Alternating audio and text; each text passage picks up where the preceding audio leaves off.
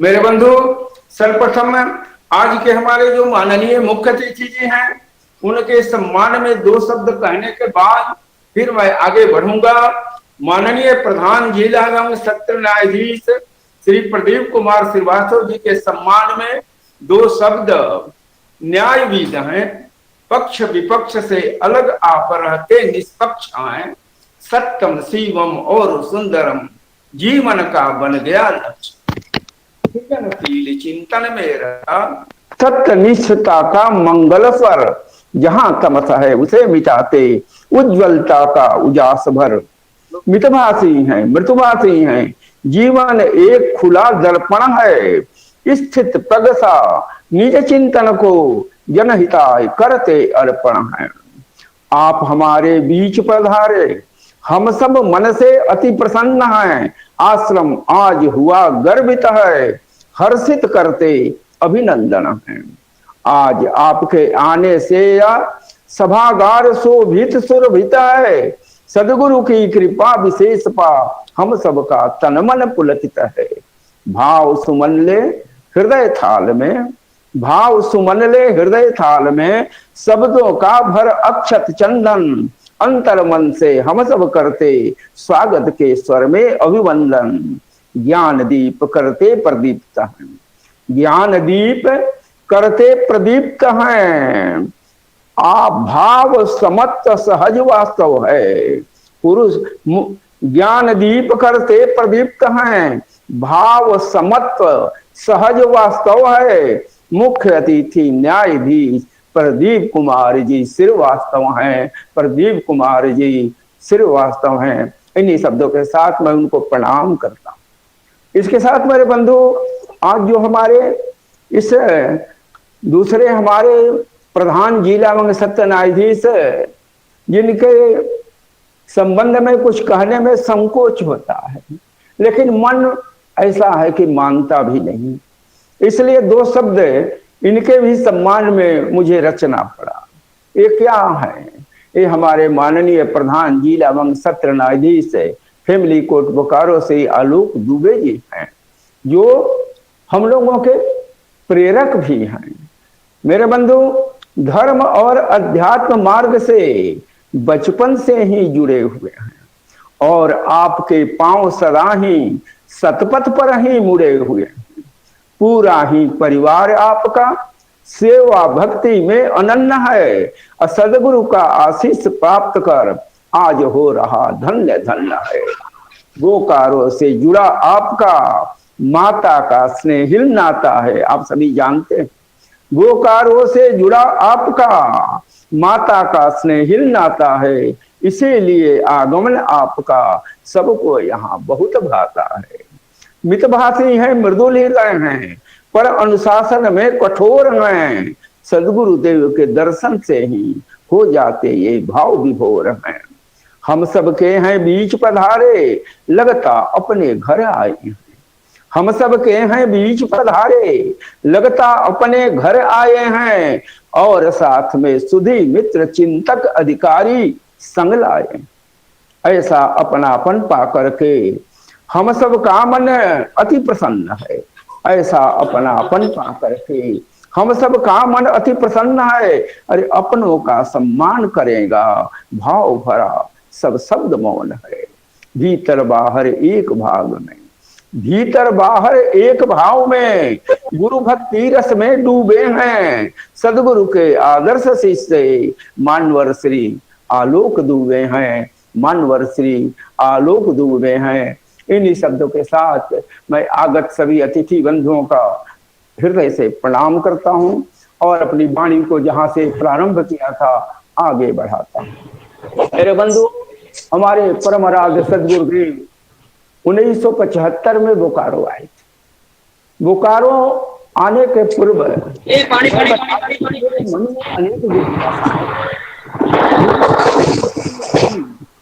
मैं 1966 में Bokaro steel plant में अपना योगदान दिया था और उस समय बोकारो स्टील प्लांट में एक अमिताभ घोष नाम के व्यक्ति थे, जो वहां के डिप्टी फाइनेंशियल एडवाइजर डिपुटेशन पर तो बिहार सरकार में बाद में अकाउंटेंट जनरल हुए थे। उनके संरक्षण में एक विवेकानंद समिति चलती थी, मैं भी उससे जुड़ा और उस समय ज्ञान विज्ञान संबंधी स्वामी विवेकानंद के चिंतन को मैंने आत्मसात किया और बहुत से आध्यात्मिक सदग्रंथों को पढ़ा भी। लेकिन मेरे मन में एक जिज्ञासा रहती थी कि एक केवल क्या अध्यात्म केवल पढ़ने का विषय है, अध्यात्म केवल प्रवचन करने और सुनने का विषय है, या बाहर में जो अध्यात्म के नाम पर पूजा पाठ किया जा रहा है, क्या इतना बड़ा जहां अध्यात्म का ज्ञान है उसका पूजा पाठ क्या किंचित कर्म कांडों तक ही सीमित रहना चाहिए? ये प्रश्न मेरे मानस पटल पर उमड़ते घुमड़ते रहे। जब प्रथम बार सदगुरुदेव का आगमन हुआ, न मैं तो संस्था को जानता था, न सदगुरुदेव का नाम सुना था, लेकिन एक प्रसंग बस एक मित्र ने आपके आने की सूचना दी और उन्होंने कहा कि उनका एक कार्यक्रम आयोजित करा दीजिए। उस समय जो सेक्टर 1 का राम मंदिर है निर्माण आंशिक रूप से हुआ था। उसी के सभागार में सदगुरुदेव का प्रवचन 2 दिनों तक हुआ। प्रथम दिवस ही जितने मेरे मन में प्रश्न थे सभी का समाधान हो गया। प्रथम बार हमारे सदगुरुदेव ने बताया कि 2 तरह का ज्ञान होता है। एक जैसे हम लोग आज के आधुनिक ज्ञान में भी थ्योरी एंड प्रैक्टिकल कहते हैं, सिद्धांत और साधना होता है। सिद्धांत के रूप में हम स्वाध्याय करते हैं, ज्ञान अर्जित करते हैं, लेकिन साथ साथ कुछ बाह्य पूजा भी करते हैं। लेकिन बाह्य पूजा के अलावा एक आंतरिक पूजा भी होती है। वो आंतरिक पूजा जो अंतर यात्रा की पूजा है वही अध्यात्म की विशुद्ध पूजा है। और बहुत बड़ा बौद्धिक ज्ञान होने के बाद भी, बहुत से आध्यात्मिक तत्व ज्ञान को समझ लेने के बाद भी आंतरिक पूजा में नहीं प्रवेश करने से उसकी वास्तविक अनुभूति नहीं हो पाती है।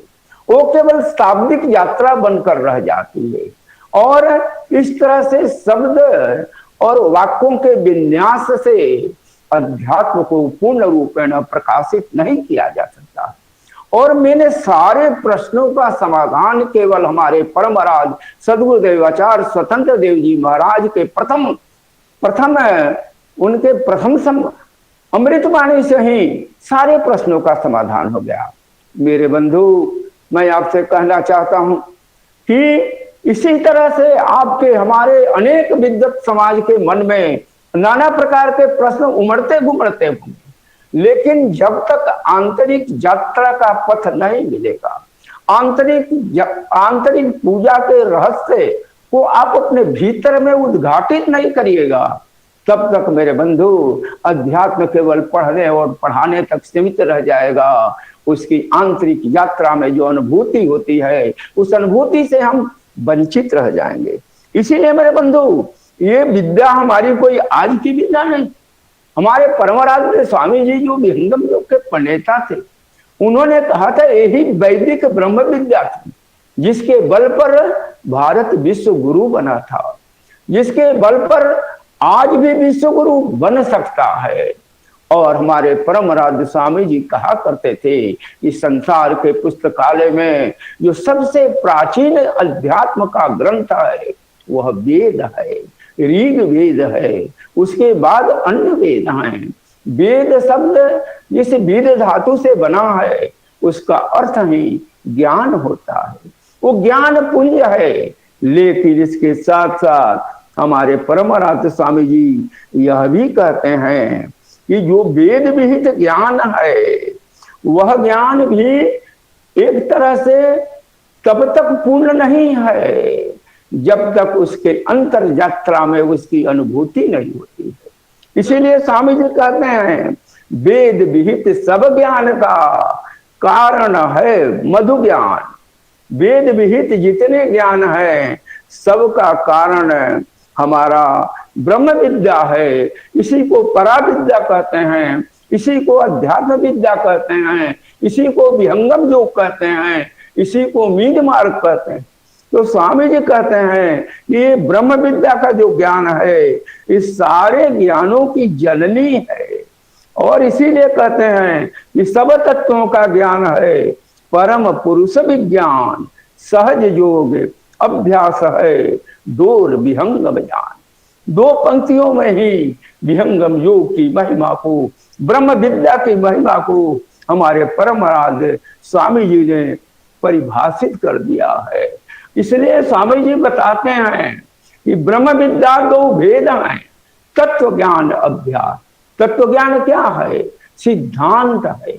परमात्मा क्या है, आत्मा क्या है, सदगुरु क्या है, जन्म क्यों होता है, मृत्यु क्यों होता है, जन्म के पूर्व हम कहाँ थे, मृत्यु के बाद हम कहाँ जाएंगे, पुनरावृत्ति क्यों होती है, मुक्ति कैसे होती है, भक्ति कैसे होती है। इन सारे आध्यात्मिक तत्व ज्ञान के सिद्धांत और साधना को किस तरह से स्वामी जी ने रूपायित किया है कि इसीलिए उन्होंने कहा कि ब्रह्म विद्या दो भेद है, तत्व ज्ञान अभ्यास। प्रथम बोध तत्व न करे। बहुत लोग तत्वों का बोध करते हैं, थोड़ा बहुत प्राप्त कर लेते हैं, कुछ समझ जाते हैं, अध्यात्म का हल्का सा आभास मिल जाता है। लेकिन स्वामी जी क्या कहते हैं? प्रथम बोध तत्व न करे, अंतर भेद समाज। अब इसकी आंतरिक यात्रा में जब प्रवेश करेंगे, वही विहंगम योग की आंतरिक यात्रा है, अंतर भेद समाज।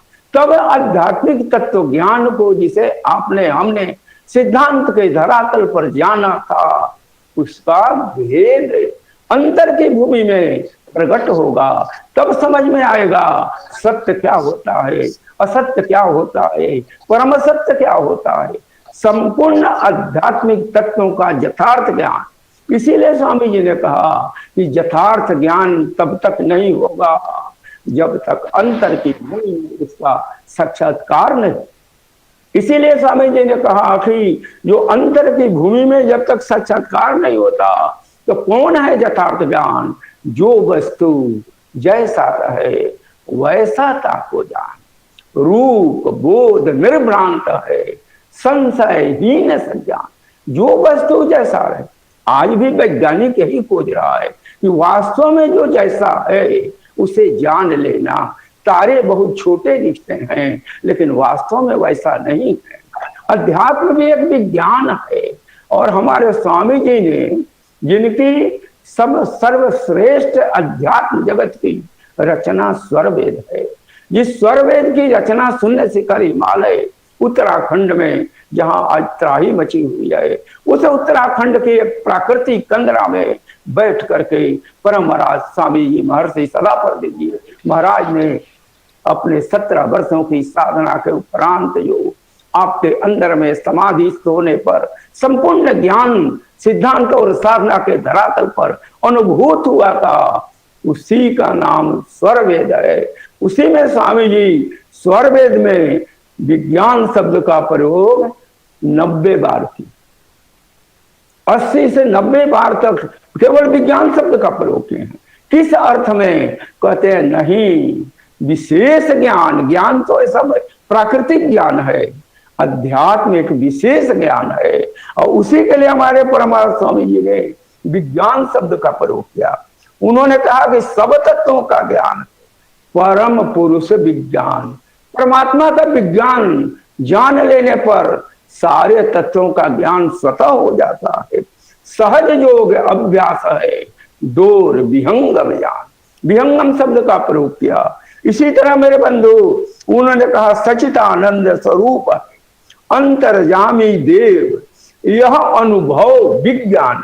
फिर विज्ञान शब्द का पूरा पूर्ण धनी जन देव, प्रथम निरक्षर ज्ञान है, अनुभव पर विज्ञान, बिना ज्ञान नहीं होता है पूर्णमय विज्ञान। ये पूर्ण विज्ञान है जिसकी विधि सिद्धांत और साधना में भी, साधना की पूर्णता में भी, ये साधना की पूर्णता एक समय में थी। भारत ऋषि महर्षियों का देश है। हमने केवल अपनी पेट की बुभुक्षा की शांति के लिए न केवल धरती की छाती को चीरकर विभिन्न प्रकार के अन्न आदि उपजाए। इससे आगे बढ़ करके हमने क्या किया, आत्मा के धरातल पर, समाधि के धरातल पर ज्ञान की खेती की, और उस ज्ञान के धरातल पर आत्मविज्ञान, परमात्म विज्ञान सबको हमने रूपायित किया।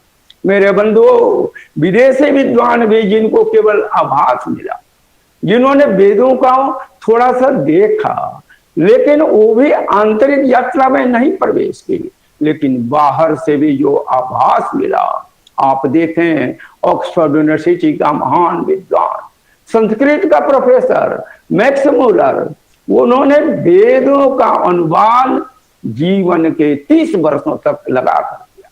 जीवन का 30 वर्ष बहुत बहुमूल्य था, लेकिन आखिर उस व्यक्ति ने हमारे वेदों में क्या देखा कि जीवन के 30 वर्षों तक अनुवाद करने के बाद अंत में क्या लिखता है? अंत में लिखता है, सर्मण्य देशे जातव्य गो तीर्थवासिनो।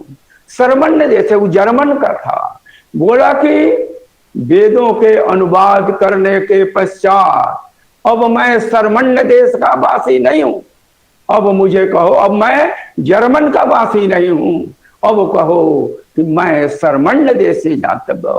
वेदों के पढ़ने के बाद सर्मण्य देश कौन है? भारत का। आप भी घर में पूजा पाठ कराते होंगे, आपके नाम के साथ जो पुरोहित पूजा कराने आते हैं सर्मण्य शब्द का प्रयोग करते हैं। ये सर्मण्य शब्द हमारा ऋषि महर्षियों का दिया हुआ विशेषण है, और हमारे नाम के साथ जब यह लग जाता है तो हमारे अंदर में अध्यात्म के प्रति एक आकर्षण पैदा होता है। इसलिए वो कहता है मैक्स मूलर वेदों के अनुवाद के बाद कि अब मैं जर्मन देश का नहीं रहा, मेरा सर्मण्य देश स्थान हुआ, सर्मण्य देश से जातव्य। और क्या कहता है? गो तीर्थवासिनो। अब मैं ऑक्सफोर्ड का भी नहीं रहा, ऑक्स को अंग्रेजी में, हिंदी में गो बैल आदि कहते हैं, गो तीर्थ की बोला अब मैं गो तीर्थ का वासी बन गया, ऑक्सफोर्ड का नहीं हूं। और क्या कहता है? मेरा नाम भी बदल गया, अब मैं मैक्स मूलर नहीं रहा, मोक्ष मूलर भट्टे ना। मैंने मोक्ष के मूल को जान गया, मुक्ति के स्वरूप को जान गया, इसलिए मेरा नाम मोक्ष मूलर भट्टे ना वेदो अयम संपादिता। मेरे द्वारा इस वेद का संपादन हुआ, किसके द्वारा? मैक्स मूलर के द्वारा नहीं, अब मेरा नाम मोक्ष मूलर हो गया। इसी तरह से जर्मन का ही महान दार्शनिक विद्वान शोपेनहावर है। शोपेनहावर लिखता है, जब मैं भारत के उपनिषदों का अध्ययन करता हूं तो मेरे इतनी ऊंचाई पर चला जाता हूं जहां मेरे बुद्धि रूपी फेफड़े श्वास लेना बंद करने लगते। ये है भारत के उपनिषदों की महिमा।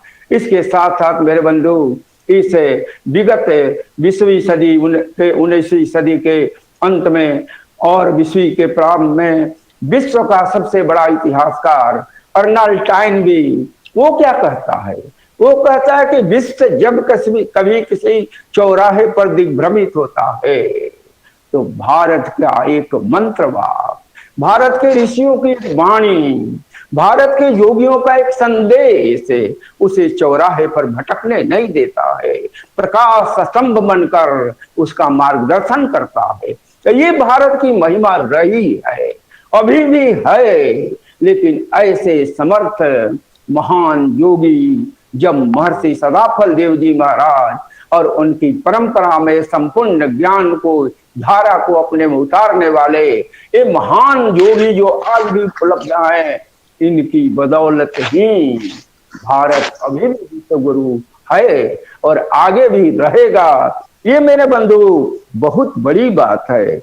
मेरे बंधु, मैं कहना चाहता हूं कि इन सभी के भीतर आज योग बहुत विश्व विस्तृत हुआ है।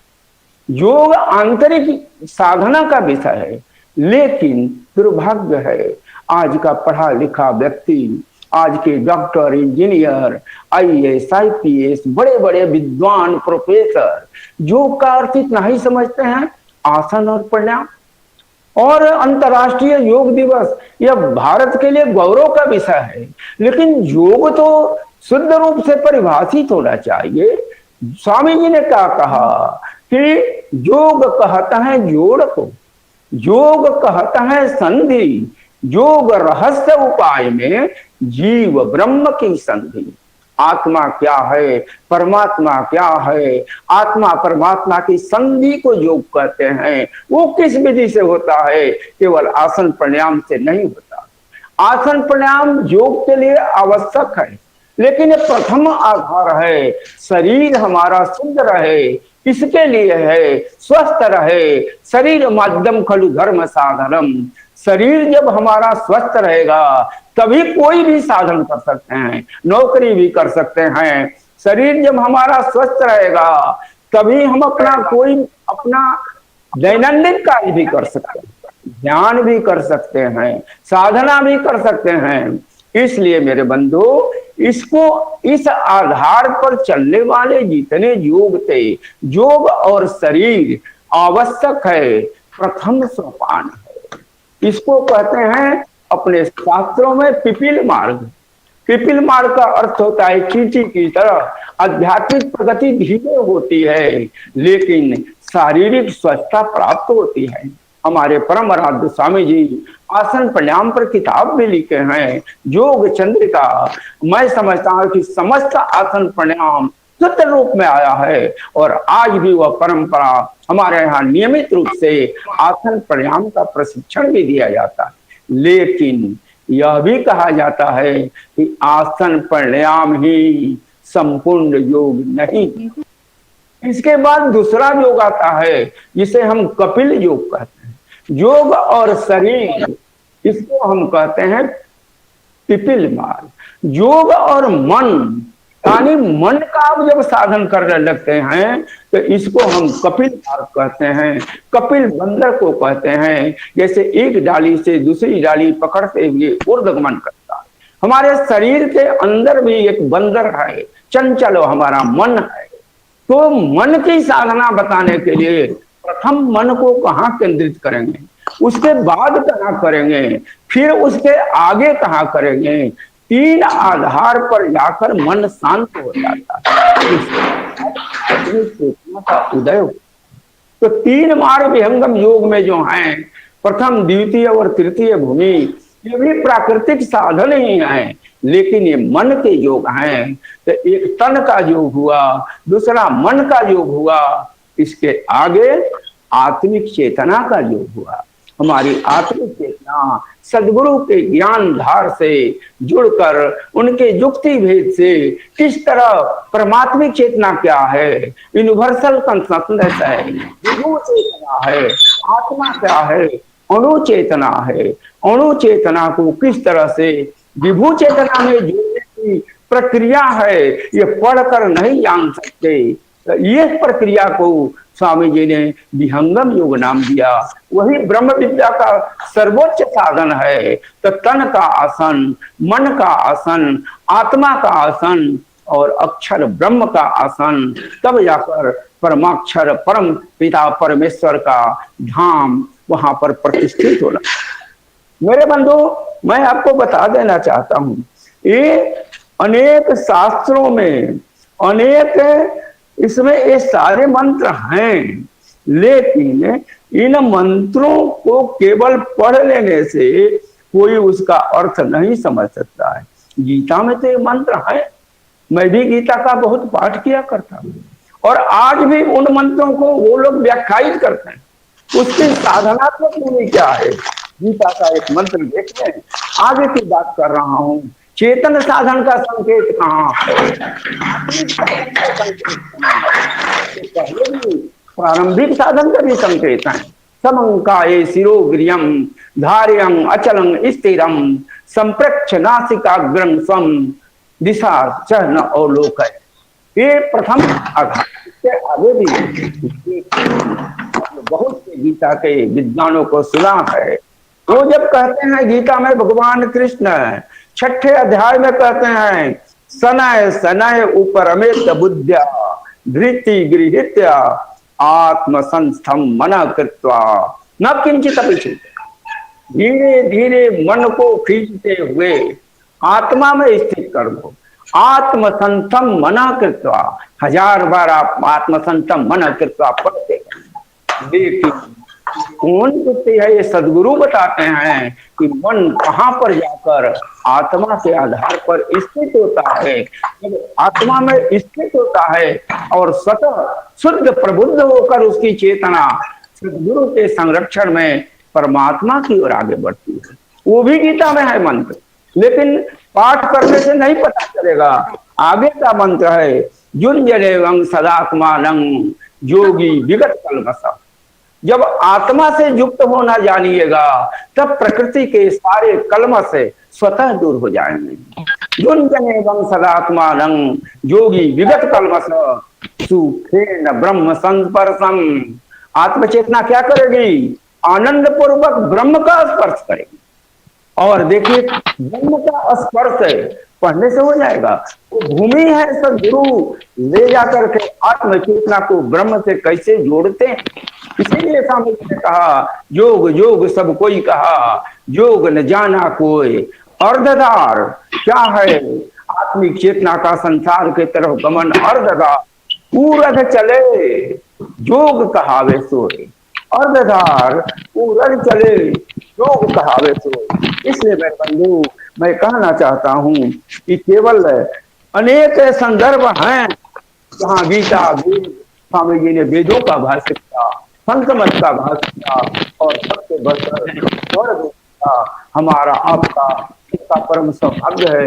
ऐसे महान सदगुरु मिले हैं। बैठ करके हम लोग अध्यात्म की केवल व्याख्या नहीं करते, अध्यात्म का ज्ञान प्राप्त करते हैं, साथ साथ अंतर्भूमि में उसका साक्षात्कार भी करते हैं। तो ऐसे प्रयाग की भूमि पर हैं जो हमारे स्वामी जी की शक्ति गई है। कण कण में अध्यात्म का प्रमाण